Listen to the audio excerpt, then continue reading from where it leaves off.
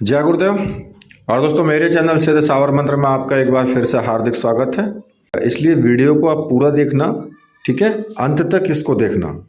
देखिए, मैं आज आपको एक सच्ची घटना सुनाने जा रहा हूँ और वो घटना कुछ लगभग 20-25 वर्ष पहले की होगी।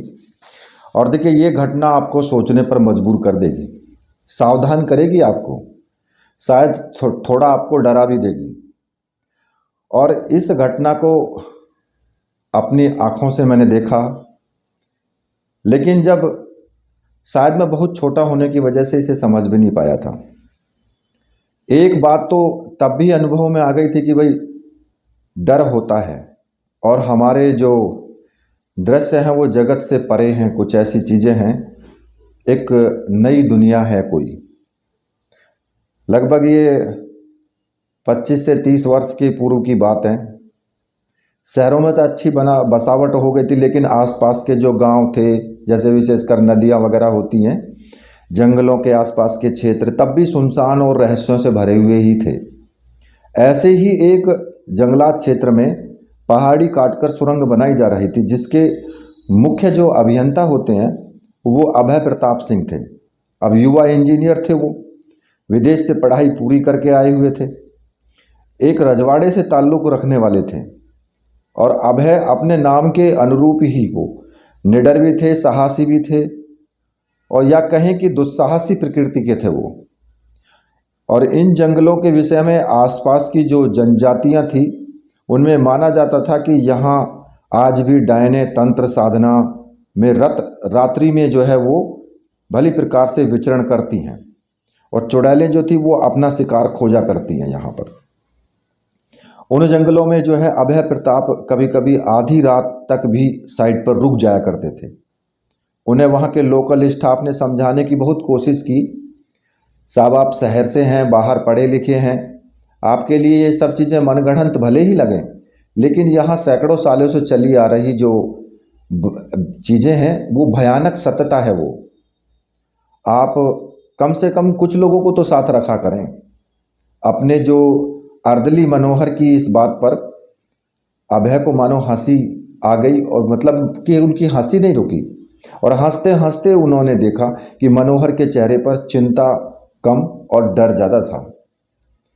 मनोहर, इतना क्यों डरते हो? 50 साल के तो तुम हो ही गए हो, कभी खुद भी कुछ अनुभव किया है या नहीं, या बस कही सुनी बातें कहानियों से आप डरे जा रहे हैं? साहब, मैंने आप अपने बड़े साहब को आप ऐसा कीजिए साहब कि आप अपने बड़े साहब जो हैं उनको फ़ोन करके आप पूछ लेना। हम तो शाम के वक्त उस घटना को भी याद नहीं करेंगे जो आपसे ठीक पहले वाले इंजीनियर साहब के साथ हुई थी। मनोहर यह कह करके बिना अनुमति लिए ही वो मानो एक तरीके से भागता हुआ सा अभय प्रताप के जो कमरे से वो बाहर निकल गया। हालांकि अभय इन सब बातों को जो है दिक्यानुशी जो है अफवाह जो होती है ना, उनको अफवाहों की तरह मानता था। लेकिन उसने भी सुन रखा था कि भाई उससे पहले वाले इंजीनियर ने इसी साइड से 1 किलोमीटर दूर जाकर जंगल में आत्महत्या कर ली थी। अब उसकी कोई ठोस वजह तो आज तक पता नहीं लग पाई। यही सोचते सोचते अभय ने अपने सीनियर जो मुखर्जी बाबू को फ़ोन मिला दिया। अब कुछ प्रारंभिक जो उनकी औपचारिकता थी उसके बारे में उनकी बातचीतें हुई, और फिर कुछ कार्य संबंधी बातचीत भी हुई। तो अभय प्रताप ने मुखर्जी साहब से पूछ ही लिया कि सर, पिछले इंजीनियर जो राजीव बाबू के साथ ऐसा क्या हुआ था कि उन्होंने आत्महत्या कर ली? यहाँ के लोग जो बोलते हैं, तुम्हें कुछ ऐसा अनुभव हुआ, कोई मिला, कोई डर? मुखर्जी साहब ने बीच में ही बात को काटते हुए बोला। तो अभय को अजीब लगा, लेकिन बात संभालते हुए उसने कहा, नहीं सर, मैं इन फालतू बातों में यकीन नहीं रखता, पर मैं सोचने से भ्रम पैदा हुआ करता है ना, इसलिए मैं आपसे पूछ रहा हूँ। चलिए, मैं एक बार साइड संभाल लेता हूँ, और रात होने को है, और फिर कोई मजदूर वहाँ जाना भी नहीं चाहेगा। फ़ोन रखते हुए वहाँ मुखर्जी साहब के चेहरे पर चिंता की स्पष्ट लकीरें नजर आने लगी थी। अभय प्रताप ने साइड पर जाने के लिए अपनी मोटरसाइकिल उठाई और एक बार मनोहर को आवाज़ दी कि मनोहर कहाँ हो, जल्दी आओ, जो शायद पहले ही अपने गांव की तरफ निकल चुका था। कुछ सोचकर अभय अकेले ही साइड की तरफ चल दिया। अब रात के 9 बजने वाले थे। मजदूर लगभग 1.5 घंटे पहले ही वहां से सामान समेटकर पास ही बनाए गए जो इस अस्थाई जो पंडाल बना लेते हैं वहां पर वो लौट चुके थे। यह सुरंग बन जाएगी तो दूसरी तरफ के जो शहर से आने वाली जो दूरी है वो कम से कम 4 घंटे की कम हो जाएगी।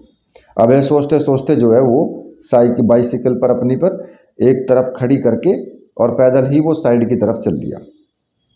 हालांकि उसके हाथ में टॉर्च थी, लेकिन चांदनी रात थी और चांदनी रात में उसे उस टॉर्च के जलाने की कोई आवश्यकता भी नहीं पड़ रही थी। तो साइड पर पहुंचते ही अभय को लगा कि भाई कोई पीछे से उसकी तरफ आ रहा है। अभय को लगा कोई मजदूर या ठेकेदार अभी रह गया होगा इधर। पीछे मुड़ने पर देखा तो वहाँ कोई नहीं था, बस एक मादक सी खुशबू थी, जैसे चंदन कस्तूरी, न जाने कुछ अजीब सी जो मुग्ध कर देने वाली थी। अब अभय को हैरत तो हुई कि ऐसा कैसे हो सकता है। निश्चित रूप से कोई अभी अभी चल कर आया था और मुखर्जी साहब से हुई बातें उसके जो दिमाग में अभी भी गूंज रही थी। क्या तुम्हें भी कोई अनुभव हुआ जो उन्होंने बात कही थी? अचानक से अभय ने खुद को संभाला और अपनी नादानी पर वो हंसने लगा। कहा कि मैं तो समझ रहा था और कहाँ खुद ही मैं भ्रमित हो गया। मैं तो सबको ही समझा रहा था। तो साइड से वापस अपनी मोटरसाइकिल की तरफ वो आया और अभय जब एकदम वहाँ पहुँचा तो वो एकदम से चौंक सा गया। जैसे ताज़ा जो जूही होती है ना, जूही के कुछ फूल, 5-7 फूल और एक गुलाब उसकी मोटरसाइकिल की सीट पर रखे हुए थे। ये कहाँ से आ गए? हवा भी इतनी तेज़ नहीं कि भाई आसपास के जंगल में गुलाब जूही के पौधे भी नहीं हैं, ना ही उसने देखे हैं वहाँ पर, तो ये फूल कहाँ से आए? अब अभय को कुछ समझ में नहीं आ रहा था। उसने उन फूलों को सीट पर से झाड़ दिया और मोटरसाइकिल उठाई और पास ही बने अपने वन विभाग का जो क्वार्टर था वो वहाँ पर आ गया, जहाँ एक कमरे में उसके रुकने का इंतजाम था। अब क्वार्टर में लगे टेलीफोन से अभय ने अपने माता पिता, पत्नी, 3 साल की बेटी थी, उससे बातचीत की। लेकिन आज हुई घटनाओं का जिक्र वो सोचकर टाल गया। वो जिक्र उसने किसी से भी नहीं किया। रात को भोजन वोजन करके और वो 12 बजे अभय अपने बिस्तर पर लेटे हुए साइड पर हुई अजीबोगरीब घटना के विषय में वो सोचने लगा। कुछ देर बाद अचानक से फिर उसे वही तीव्र गंधानी शुरू हुई। नींद से भरी आंखों में जो है दिन भर की वो थकान, शायद उस थकान ने इस लायक उसे नहीं छोड़ा था कि अभय उठकर उस गंध के स्रोत को ढूंढ सके कि भाई ये गंध कहाँ से आ रही है। अब धीरे धीरे जो नींद के आगोश में वो डूबता गया और अभय को तो अंदाजा हो रहा था कि भाई खिड़की पर कोई साया खड़ा हुआ है, उसको देखे जा रहा है, लेकिन वो सो गया। अब जब सुबह उठते उठते 9 बज गए थे। अमूमन 6-7 बजे उठने वाला जो अभय था वो 9 बजे उठा, तो एक और आश्चर्य उसकी प्रतीक्षा कर रहा था। उसके सिराने वही 5-7 जूही के फूल और एक गुलाब का फूल बहुत करीने से सजे हुए रखे हुए थे। अभय को पहली बार कुछ चिंता सी हुई, लेकिन फिर स्टाफ या मनोहर की जो कारस्तानी समझ करके उसने उन फूलों को पास के ही जो एक कूड़ेदान रखा हुआ था उसमें फेंक दिया और तैयार होकर के और अपनी साइड पर वो निकल गया। अब साइड पर वो किसी भी स्टाफ या मनोहर से उसने पिछली रात की घटना की कोई चर्चा नहीं की। शायद वो उस आदमी को रंगे हाथों पकड़ना चाहता था जो उसे डराना चाह रहा था।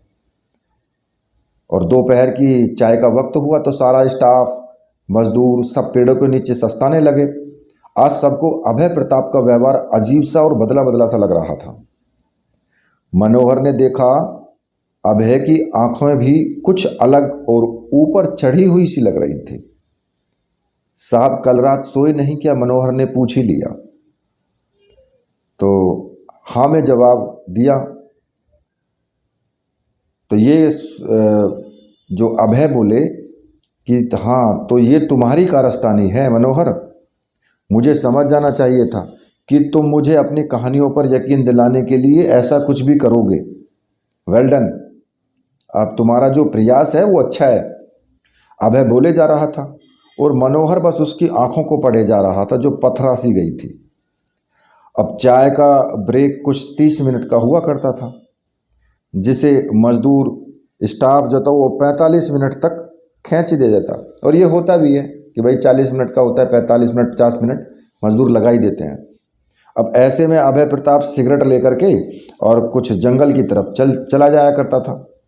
आज भी उस तरफ बढ़ते हुए अभय ने सिगरेट जला ली और कस खींचते हुए वो चलने लगा। मनोहर हरकतों को सोच करके कि भाई वो मनोहर ऐसी हरकत कर रहा है कि वो फूल इस तरीके से मुझे डराने की कोशिश कर रहा है, तो वो मुस्कुराने लगा मन ही मन। अभी कुछ 300 मीटर ही चला होगा कि फिर वही तेज जो सुगंध थी, मुग्ध करने वाली मादक गंध। अभय ने चारों तरफ तेजी से घूम करके देखा कि कहीं ये मनोहर की कारस्तानी तो नहीं है, लेकिन दूर दूर तक उसे कोई नजर नहीं आया। उसने महसूस किया कि यह गंध एक खास दिशा से आ रही है। अभय ने उसी तरफ जाकर सत्य जानने का फैसला किया। उसी तरफ वो चल दिया। अब चलते चलते जैसे जैसे वो आगे बढ़ता जा रहा था, गंध तेज होती जा रही थी, मानो कि सर फटने लगे खुशबू से। कुछ दूर चलने पर जब कुछ भी नजर नहीं आया तो अभय प्रताप ने वापस लौटने का फैसला किया। अब उसे जंगल में आए 1 घंटे के करीब हो गया था और मजदूर स्टाफ उसे खोज रहा हो, यह सोच करके अभय तेजी से वापस चलने लगा। तो अरे इंजीनियर साहब, अरे ओ साहब, एक पीछे से आवाज ने अभय के कदमों को मानो एक स्थान पे जकड़ सा दिया। अभय ने पीछे मुड़कर देखा तो कोई 25-26 साल की युवती खड़ी थी, आश्चर्यजनक कर देने वाला सौंदर्य। अभय मानो एकदम से वो अवाक सा खड़ा रह गया और उसे वो दिखता का दिखता ही रह गया। वो युवती जो थी वो मुस्कुराई और पास में आई। क्यों बाबूजी, आज साइड से इतनी दूर कैसे निकल आए? तुम कौन हो और मेरे बारे में कैसे जानती हो कि मैं इंजीनियर हूँ? साहब, मैं तो गांव के पास में रहती हूँ। वहाँ मेरे वैद्य पिताजी हैं, उनकी दवाइयों के लिए जड़ी बूटियाँ वगैरह तोड़ने कभी कभी जंगल में आ जाती हूँ। आप लोगों को काम करते हुए देखा है तो बहुत बार तो पता लग ही जाता है नहीं कि कौन साहब हैं, कौन मजदूर है। अब लड़की बोले जा रही थी। अभय बस उसे मानो निहारे जा रहा था। इतना सौंदर्य, वो भी इस जंगलों में, छोटे से गांवों में। अभय सोच में पड़ गया। उसका ध्यान एक लड़की की तेज हंसी से टूटा। अरे कहाँ खो गए साहब? कुछ नहीं, अभय ने झेंपते हुए कहा। तुम मनोहर के गांव से हो? अरे साहब, उस नासपीटे का तो नाम भी मत लेना कि हम मिले थे या नहीं मिले थे, मेरे बाबा से शिकायत कर देगा वो। लड़की ने इतनी मासूमियत से घबराते हुए कहा कि अभय की हंसी छूट गई। चलो कोई नहीं, नहीं कहेंगे किसी से। अच्छा, हमें भी जड़ी बूटी का कुछ ज्ञान दो, अभय ने कहा। साहब अभी तो जाइए, कल दोपहर बाद आना आप, मैं समझा दूंगी यहाँ जंगलों में क्या क्या कहाँ कहाँ पाया जाता है। लड़की बोली और घूम करके वो तेजी से वापस जंगल में जाने लगी। अभय को यूँ लगा जैसे उसका सब कुछ छिन गया हो। एक अजीब सी तड़प उसे परेशान करने लगी। बूझे मन से अभय वापस साइड से लौटा, लेकिन अब वो खुशबू के साथ उसके साथ हर वक्त थी और अब उसे इसका कोई भी ध्यान नहीं रहता था। ध्यान वो देना ही नहीं चाहता था। वो बस उस युवती को याद किए जा रहा था, उसकी बातें, उसकी मासूमियत, उसका सौंदर्य। अभय साइड पर रुका भी नहीं, बिना बोले चुपचाप अपने कमरे में जाकर बिस्तर पर मानो गिर सा गया। उस रात न उसने कुछ खाया पिया, ना फोन किया। उसे बस अगले दिन के दोपहर की प्रतीक्षा थी, जब वो उस अप्रतिम जो सुंदर सौंदर्य था उस युवती से वो मिलेगा। जब अब मनोहर ने शायद यह सब महसूस कर लिया जब मनोहर ने देखा कि वो भी ऐसे ही पुराने इंजीनियर की मौत के बाद सजग हो गया था। वो खुद की रक्षा के लिए उसने काली मंदिर के बाबा से रक्षा सूत्र बनवाकर गले में पहन ही रखा था। उसने अभय की हरकतों पर गौर किया। जंगल में जाना, 1.5-2 घंटे बाद लौटना और फिर सीधे कमरे पर चले जाना। अगले दिन अभय कमरे से ही ऐसे वक्त पर निकला जब दोपहर होने वाली ही थी। उसका एक ही उद्देश्य था, जल्दी से जल्दी उस युवती से मिलना। उसे मानो वो एक अंदर से एक हुक सी उठ रही थी उसको, जैसे कि उस युवती को वो कई जन्मों से जानता हो, जैसे वो कोई अनजान नहीं है, उसके ही एक शरीर का कोई भाग हो। अब साइड पर मोटरसाइकिल खड़ी कर बिना किसी से बातचीत किए अब है मानो जो है वो भागता हुआ सा और जंगल में घुस गया। लेकिन आज मनोहर भी तैयार था, वो भी अभय के पीछे पीछे दौड़ा। कुछ 300 मीटर चलने के बाद मनोहर का पैर एक मजबूत सी जड़ में उलझ गया और वो नीचे गिरते हुए उसका सिर जो था वो एक पत्थर से टकरा गया। अब मनोहर को जो होश था वो धीरे धीरे गुम हो रहे थे और अभय जो था वो अपने बताए हुए मार्ग पर धीरे धीरे आगे पहुंच गया था। लेकिन आज वो युवती पहले से वहां मौजूद थी, कल से भी ज़्यादा सजी हुई और मादक गंध, चेहरे पर मुस्कान और आंखों में मोह लेने वाली चमक थी उसके। तो अभय ने दौड़कर उसके दोनों हाथों को थाम लिया। तुम्हारा नाम क्या है? मुझे ऐसा क्यों लगने लगा है कि मैं तुम्हें बरसों से जानता हूं और मानो नींद से ही जागा हूं। अब तक यूं ही जिए जा रहा था मैं, अब जीने का मकसद मुझे मिल गया है। युवती खिलखिला करके वो हंस पड़ी। इंजीनियर बाबू, मेरा नाम कोमल है और मैं आपको ऐसा वैसा क्यों लग रहा है आपको? यह मैं कैसे बताऊं? वैद्य की बेटी हूं, ज्योतिषी की नहीं। चलो आपको जंगल की जड़ी बूटी दिखाऊं। अब अभय जो था वो मंत्रमुग्ध सा उसके साथ साथ चलने लगा। दोपहर की शाम हो गई। कोमल बोले जा रही थी लेकिन अभय सुन नहीं रहा था। उसके जो चक्षु थे, जो आंखें थी, उसके सिवा कोई भी उसकी इंद्री का कोई भी अपने ऊपर कंट्रोल नहीं था। केवल आंखों पर उसका कंट्रोल था, बस वही देख रही थी। वो बस अपलक कोमल को देखे हुए जा रहा था। प्रेम हो गया इंजीनियर बाबू, ऐसे न देखो आप, कोमल ने कनखियों से अभय की तरफ देखते हुए कहा। कोमल, प्रेम उसी क्षण हो गया था मुझे जब कल मैंने तुम्हें पहली बार देखा था, और तुम्हें मेरा प्रेम स्वीकार करना ही होगा, अन्यथा मैं यहीं प्राण त्याग दूंगा। अभय मानो रुआंसा सा हो गया। अभय बाबू, कितने आत्महत्या करेंगे मेरे प्यार में? मैं आप तो कम से कम रहने ही दीजिए।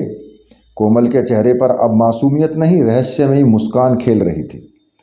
इसका मतलब तुमको मेरा प्रेम स्वीकार है? अभय चहकने लगा। उसकी 2 ही दिनों में मुर्दा हो चुकी आंखों में जो है एकदम से चमक आ गई। यदि मैं 2 ही दिनों की मुलाकात में हाँ कर दूं तो आप मेरे चरित्र को हीनता की दृष्टि से देखेंगे अभय बाबू? कोमल ने छेड़ने के अंदाज में पूछा। तुम्हें मैं देवी की तरह पूजूंगा कोमल, मेरे जीवित रहने का आधार ही अब तुम हो। अभय घुटनों पर आ गया था कहते कहते। कोई और यह सब देख रहा होता, मनोहर यहाँ होता, तो शायद यह आश्चर्यजनक घटना लगती उसको। बिना किसी को जाने, बिना सत्य परखे, 2 ही दिन मुलाकातों में एक व्यक्ति किसी युवती को प्रेरणा निवेदन कर रहा है और कितनी आसानी से वो मान भी गई। लेकिन वहाँ कोई और नहीं था देखने को। मनोहर तो बेहोश पड़ा था वहाँ, और दूसरे किसी को अभय पर जरा भी कोई शक ही नहीं था। तो कोमल ने पिछले दिनों की तरह ही जो गोपनीयता की शर्तों के साथ उससे विदा ली कि भाई किसी को तुम्हें बताना नहीं है। अब बुझे मन से ही सही, अभय जो था वो खुश होकर के वापस लौट रहा था। वापस साइड पर आया तो मनोहर के साथ हुई घटना उसे ज्ञात हुई कि भाई वो फिसल करके गिर गए। और जब पता चला कि मनोहर उसका पीछा करते हुए गिरा था तो अभय को बहुत हंसी भी आई। उसने कहा कि अरे भाई, मुझे कुछ नहीं हुआ है और आज से तो समझो मैं जिंदगी जीना शुरू किया हूँ। तुम अब मेरी चिंता मत करो मनोहर, अभय बोलता जा रहा था। और मनोहर उसकी पत्थर सी आंखें पढ़कर सहम सा रहा था। ऐसे ही पिछले आंखें जो थी पिछले वाले इंजीनियर की हो गई थी। उसे याद आने लगी वो 6 महीना पहले की घटनाएं। क्या मैं खुलकर बात करूं? साहब बता दें कि उनको क्या अनुभव हो रहे हैं।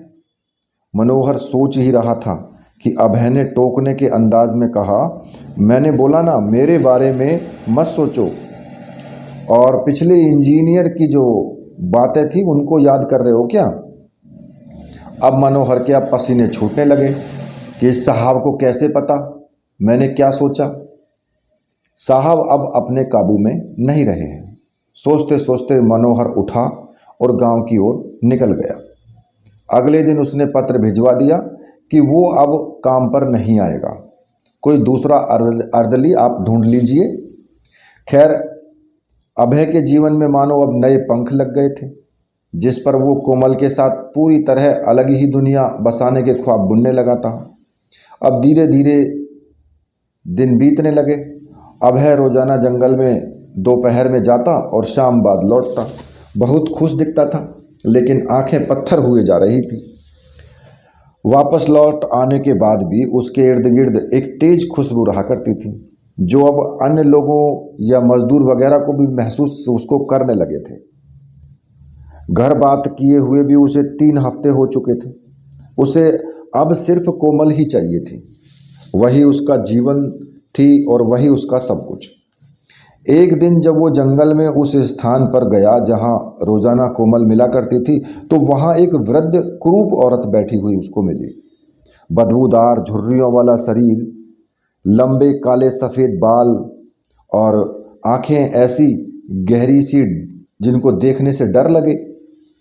लेकिन अभय कोमल के प्रेम जाल में ऐसा फंसा हुआ था कि कोई भी अन्य भाव उसे अब महसूस ही नहीं होता था, डर भी नहीं। ए माई, यहाँ एक सुंदर सी युवती को देखा है क्या? कोमल नाम है उसका। अभय ने उस बुढ़िया को झकझोरते हुए पूछा। ए माई, बताना, बोलना। अब अभय को झुंझलाहट हो रही थी। वो बूढ़ी कुछ भी नहीं बोल रही थी। ए बूढ़ी, पागल है या गूंगी बहरी, बताती क्यों नहीं? अब की बार उस बुढ़िया ने चेहरा उठाकर अभय की तरफ देखा, घिनौना डरावना चेहरा। अभय बाबू, आओ मेरे पास, अपनी कोमल के पास। बुढ़िया ने हंसते हुए हाथ अभय की ओर बढ़ाया। अभय पीछे हटा। ए दूर हट मुझसे गंदी बुढ़िया।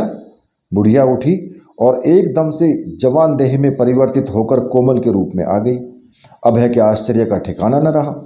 कोमल, ये क्या था? कोई जादू का या नज़र का धोखा? यह तुमने ऐसा क्यों किया? तुम वैद्य की बेटी हो या जादूगर की? कोमल ने रहस्यमयी अंदाज में कहा, आज से मैं तुम्हारे साथ ही रहा करूंगी अभय बाबू, हर वक्त। तुमको कोई ऐतराज़ ना हो तो अभी भी मना कर सकते हो। अरे मैं क्यों मना करूंगा, लेकिन तुम्हारे घर वाले, यहाँ लोग क्या कहेंगे? अभय को आश्चर्य भी हो रहा था और साथ में खुशी भी थी। मेरे घर वालों को छोड़ो, और यहाँ भी कोई कुछ नहीं पूछेगा और ना ही तुमसे कोई कुछ कहेगा। तुम बस यहाँ के लोगों के सामने मुझसे बात मत करना कि मानो मुझे जानते ही नहीं हो, ऐसा व्यवहार तुम करना। और वैसे भी सब लोग 7 बजे तो यहाँ से चले ही जाते हैं। कोमल को यह बात अभय की बहुत अच्छी लगी। मोहपास में बुरी तरह बंधा हुआ वो बेचारा ये भी भूल गया कि एक जो अभी जो उसका सौंदर्य है, जो सुंदर युवती है, वो अभी अभी एक घृणित स्वरूप में जो विभत्स भेष लिए हुए बैठी हुई थी। अब कोमल अभय के साथ साइड पर ही आ गई और एक तरफ जाकर बैठ गई। अभय ने उसके कहे अनुसार उसके तरफ देखना तक बंद कर दिया था, ताकि कोई उन दोनों के संबंधों पर प्रश्न न उठाए। इस तरह से अब कोमल 24 घंटे अभय के साथ रहने लगी। दिन में वो दूर दूर बैठकर और रात्रि में अभय की जो है कमरे में ही वो रहने लगी। इस तरह 15 दिन बीत गए और लगभग 1.5 महीने से अभय ने घर पर एक बार भी फ़ोन नहीं किया था।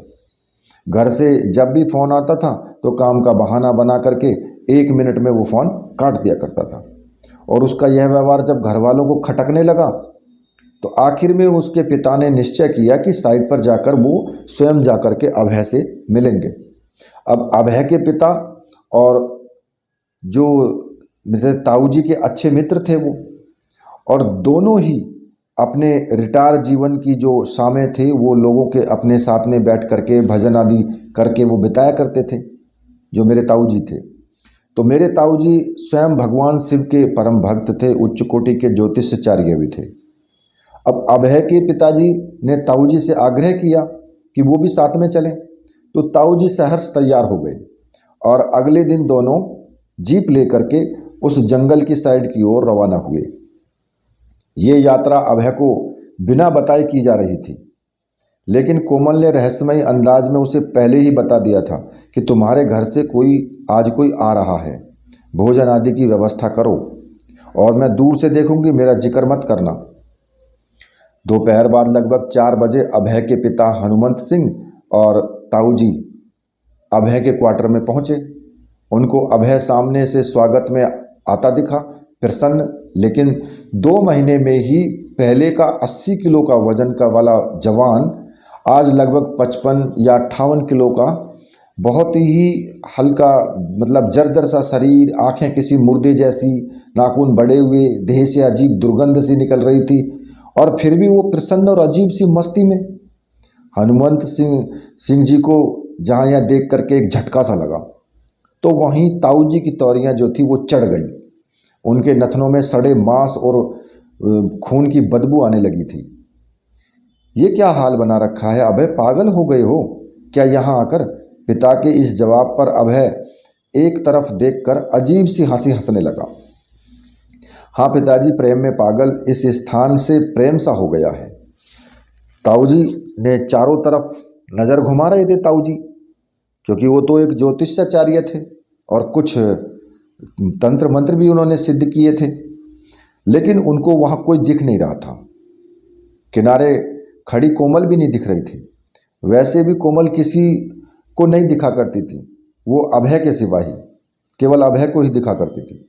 और ताऊ जी ने हनुमंत सिंह जी का कंधा दबाते हुए धीरे से कहा, अंदर चलो हुक्म, यहाँ हम सही समय पर आए हैं और इस बेचारे को अभी कुछ मत कहो, यह आपे में नहीं है।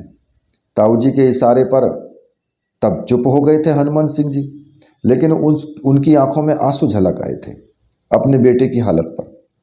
उस रात ताऊ जी ने भगवान शिव के अघोरास्त्र पाठ का पूजन हवन से प्राप्त जो भस्म थी वो अभय के कमरे और उसके वस्त्रों पर छिड़क दी थी। यह एक तरह की परीक्षा थी जिसका उन्हें शक था, उसकी पुष्टि करने की परीक्षा थी। और रात हुई जैसे ही भोजन आदि से सब जो निवृत्त हो गए और हनुमंत सिंह जी और ताऊ जी को उनके कमरे में छोड़कर अभय अपने कमरे में पहुंचा और वो 2 ही मिनट में फूट फूट कर रोने लगा, चिल्लाने लगा। हनुमंत सिंह जी चिंतित होकर के उठे तो ताऊ जी ने उन्हें हिम्मत बंधाते हुए कहा कि रुको हुक्म, अभी तो खेल शुरू हुआ है, चलो चलकर देखें क्या खाया जा रहा था अपने बच्चे को। अभय के कमरे में पहुंचकर वहां का दृश्य देखते ही हनुमंत सिंह जी के पैरों की जमीन नीचे खिसक गई। अभय ने दीवार पर अपना सर मार करके सर फोड़ लिया था और अपने कपड़े फाड़ करके वो लगभग नंगा हो रहा था, वहां नंगा ही खड़ा हुआ था। हनुमंत सिंह जी भागकर उसके पास पहुंचे और उसे संभाला। बेटा क्यों रो रहे हो, ऐसे क्यों रो रहे हो, सिर क्यों फोड़ लिया? हनुमंत सिंह जी खुद रोने लगे बेटे की हालत देखकर। पापा वो देखो कोमल अंदर नहीं आ पा रही है, पागलों की तरह खिड़की की ओर देखते हुए अभय ने कहा। अब ताऊ जी के चौंकने की बारी थी। खिड़की पर नजर पड़ते ही वो भौचक्के रह गए। वहां क्रोध में आंखें लाल किए हुए, बाल बिखरे हुए वही विभीत स्वरूप वाली बूढ़ी औरत खड़ी थी। शायद कोमल अपने वास्तविक रूप में ताऊ जी से भागकर खिड़की बंद की थी और तुरंत अभिमंत्रित जो जल था वो अभय के ऊपर छिड़का उन्होंने, जिससे वो धड़ाम की आवाज़ के साथ अभय नीचे गिर पड़ा। अब हनुमंत सिंह जी को कुछ भी समझ में नहीं आ रहा था।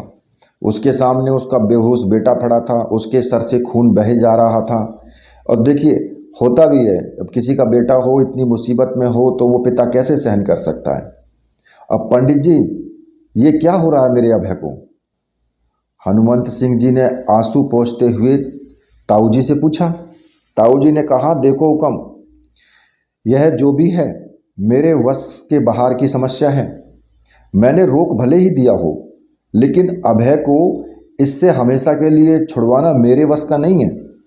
कोई भीषण शक्ति ने अभय को चपेट में ले लिया है और शायद इसे बहुत जल्दी वो ख़त्म भी कर देगी। यह सुनते ही हनुमान सिंह जी फूट फूट कर रोने लगे। बचा लीजिए पंडित जी, आप रोक सकते हैं तो बचा भी सकते हैं। नहीं हुक्म, यह मेरी सीमा है। इतना ही कर सकता था, लेकिन मैं यह जानता हूं कि इसे कौन बचा सकता है। ताऊ जी ने जिस विश्वास से कहा था, उससे हनुमान सिंह जी को मानो जैसे प्राण वापस लौट आए थे। एक काम करो हुक्म, अभय के हाथ पैर बांधो। होश में आते ही यह फिर जो है उसी तरीके से अपने शरीर को नुकसान पहुंचाएगा। हमें इसे जल्द से जल्द जयपुर ले चलना है।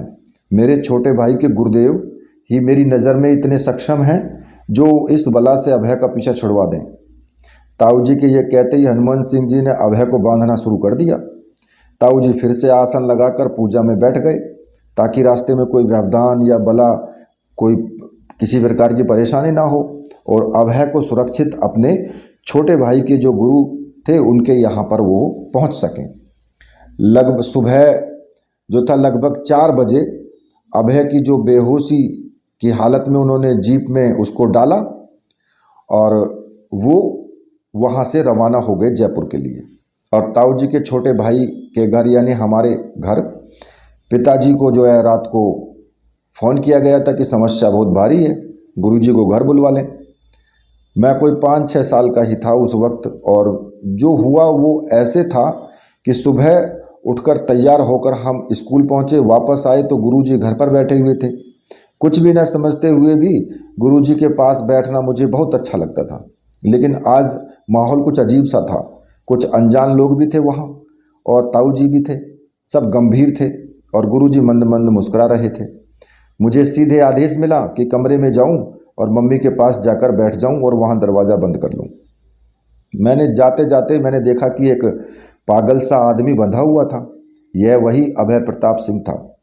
कोमल अभी भी उसके साथ खड़ी थी और सिर्फ 2 ही लोग उसे देख पा रहे थे, अभय और गुरुजी। गुरुजी उसे देखकर वो मंद मंद मुस्कुरा रहे थे और कोमल वहाँ खड़ी हुई अट्ठास कर रही थी। साथ ही अभय भी उसकी हरकतों से डरे।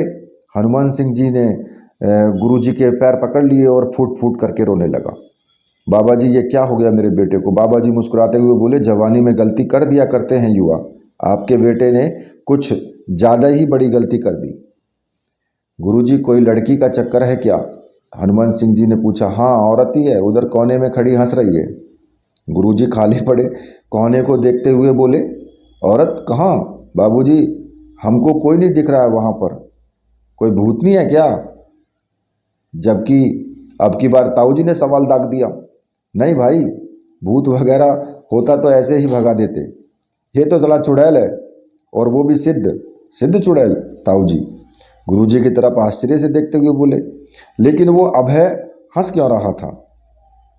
हनुमान सिंह जी चिंतित होते हुए पूछे कि हंस इसलिए रहा है क्योंकि इसे और इसकी चुड़ैल को यही यकीन है कि हम इनका कुछ नहीं कर सकते। गुरुजी बोले और पिताजी को कहकर के सरसों का तेल मंगवा लिया गुरुजी ने। इसे कस कर बांधे रखना, अभी हंस रहा है फिर रोएगा। गुरुजी बोलकर उठे और तेल लेकर छत पर चले गए। तेल पर अघोर मंत्रों से शक्ति का आवाहन कर गुरुजी मंत्रों को जगाने लगे। यह क्रिया कुछ 2 घंटे तक चली होगी। इसमें आधा घंटे के बाद ही अभय फूट फूट करके वो रोने लगा और तड़पने लगा। सबके नाम ले लेकर के गिड़गिड़ा रहा था कि छोड़ दो मुझे, मर जाऊंगा। लेकिन गुरुजी के स्पष्ट आदेश थे कि उसे खोलना नहीं है। 2 घंटे बाद गुरुजी तेल लेकर उतरे और अभय को कस कर पकड़ने को बोले।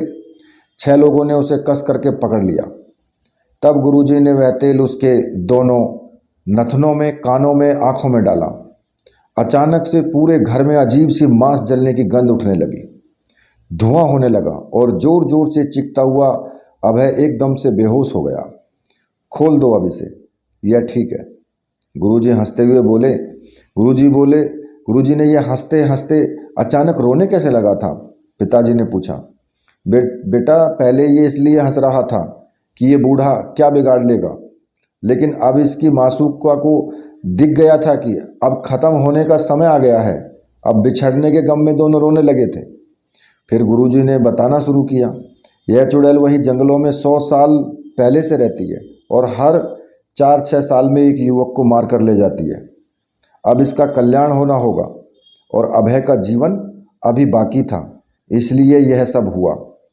आगे ऐसा ना हो इसके लिए मैं प्रबंध कर देता हूँ, क्योंकि एक बार ऐसी घटना होने पर हमारा जो ऊर्जा कवच होता है, जो ऑरा होता है ना, वो खंडित हो जाता है और जिससे भविष्य में भी ऐसी घटना होने की संभावना रहती है। तो देखिए दोस्तों, ये पिछली कहानियाँ जो मैंने आपको सुनाई हैं, उस कहानी की तरह ही लगभग सत्य है ये कहानी। इसमें केवल पात्र बदल दिए गए हैं, नाम बदल दिया गया है और जगह बदल दी गई है। और जो अभय प्रताप सिंह है वो आज भी सामान्य गृहस्थ जीवन जी रहा है। तो देखिए, ये जो कहानी है, ये कहानी आपको कैसी लगी? अगर कहानी आपको अच्छी लगी है तो फिर चैनल को सब्सक्राइब कीजिए, कहानी को लाइक कीजिए, शेयर कीजिए। तो इसी के साथ मैं वीडियो को अब यहीं पर समाप्त करता हूँ। तो मेरे साथ बोली बोली वीर बजरंगबली हनुमान जी महाराज की जय, बोली मेरे परमहंस गुरुदेव की जय।